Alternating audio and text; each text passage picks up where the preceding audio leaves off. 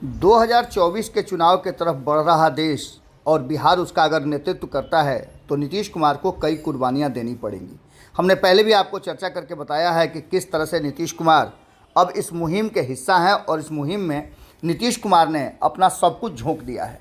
शराबबंदी को लेकर के भी कहा जा रहा था कि क्या नीतीश कुमार जब प्रधानमंत्री की होड़ में आगे बढ़ेंगे, जब विपक्ष को एकजुट करेंगे, तो क्या अपने जो घोषणा पत्र है उसमें शराबबंदी पर भी कोई बड़ा फैसला लेंगे? क्या देश भर में शराब बंद होगा?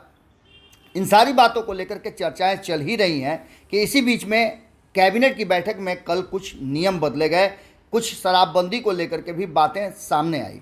इसके बाद से चर्चा ये शुरू हो गई है कि क्या इसी तरह से धीरे धीरे करके नीतीश कुमार शराबबंदी खत्म कर देंगे बिहार में।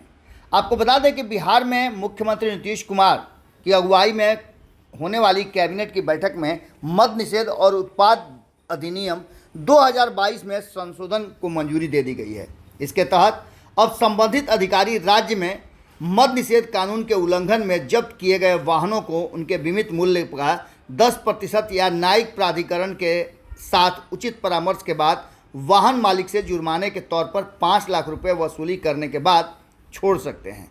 इस बात को लेकर के अब संशोधित जो नियम है उसको लेकर के अब चर्चाएं शुरू हो गई हैं। तो वहीं आपको बता दें कि इसके तहत अब तक जब्त वाहन के मालिक को अदालत की अनुमति के बाद वाहन को छोड़ने के लिए बीमाकृत मूल्य का 50% भुगतान करना होता था। इस आशय का निर्णय मंगलवार को यहां मुख्यमंत्री नीतीश कुमार के अध्यक्षता में हुई मंत्रिमंडल की बैठक में लिए गए इस प्रस्ताव मद निषेध आबकारी और पंजीकरण विभाग द्वारा कैबिनेट के समक्ष पेश किया गया। अब आप समझ सकते हैं कि धीरे धीरे करके जिस तरह से इसमें ढील दी जा रही है और जब से शराबबंदी 2016 से लागू हुई है तब से अब तक इसमें कई संशोधन किए जा चुके हैं। यहाँ तक कि नीतीश कुमार की सरकार में जो उनके सहयोगी हैं वो भी शराबबंदी को लेकर के सवाल खड़े कर चुके हैं, लेकिन कोई भी शराबबंदी को लेकर के खुलकर नहीं बोलता है।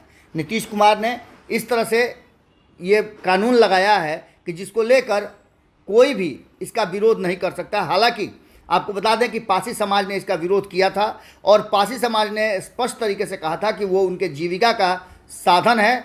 ऐसी स्थिति में उनके जीविका को ही समाप्त करना सरकार की गलत नीतियों का ये परिणाम है। इसके साथ साथ कई ऐसी बातें हैं जिसको लेकर के चर्चाएं होती रही हैं। जीतन राम मांझी ने तो खुल करके शराबबंदी को लेकर के और थोड़ी थोड़ी पीने की बात को भी कहा है। आपको बता दें कि इन सारी बातों को लेकर के कुछ मामलों में यह पाया गया था कि मालिक नए जब्त वाहन के बीमित मूल्य का 50% भुगतान करने में असमर्थ थे। इसके अलावा कुछ मामलों में यह भी महसूस किया गया कि वाहनों के मालिक निषेध कानूनों के उल्लंघन में शामिल नहीं थे।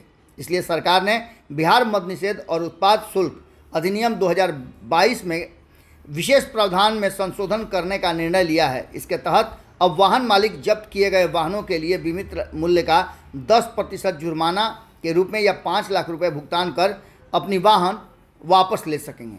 इन सारी बातों को लेकर के अब चर्चा ये होने लगी है कि क्या नीतीश कुमार लगातार इस कानून को लचीला करते जा रहे हैं और वहीं नीतीश कुमार अब राष्ट्रीय राजनीति की तरफ शिफ्ट कर रहे हैं, तो क्या बिहार में शराबबंदी खत्म किया जाएगा? इस पूरे मामले को लेकर के चर्चाएं ज़बरदस्त हो रही हैं और भीतर ही भीतर इसको लेकर कहा जा रहा है कि नीतीश कुमार कभी भी कोई भी फैसला ले सकते हैं। इसको इससे भी जोड़ के देखा जा रहा है कि नीतीश कुमार ने कहा था कि वो क्राइम, करप्शन और कम्युनिज्म से कोई समझौता नहीं करेंगे। लगातार आनंद मोहन के मामले पर नीतीश कुमार को जिस तरह से लगातार दबाव बढ़ रहा था, आखिरकार उसको उन्होंने कानून के तहत बदलते हुए आनंद मोहन की रिहाई करवाई। तो क्या उसी तरह से दबाव बढ़ने के बाद नीतीश कुमार शराबबंदी को भी बिहार में लागू करेंगे?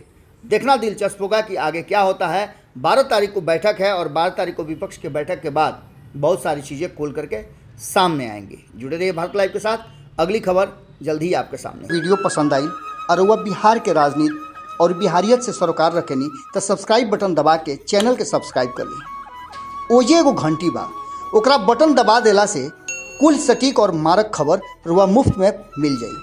अगर रुआ पत्रकारिता के हमनी के नया प्रयोग में सहयोग कर चाहतानी तो ज्वाइन बटन दबा दी। पेटीएम नंबर नोट कर ली 9386816700। धन्यवाद।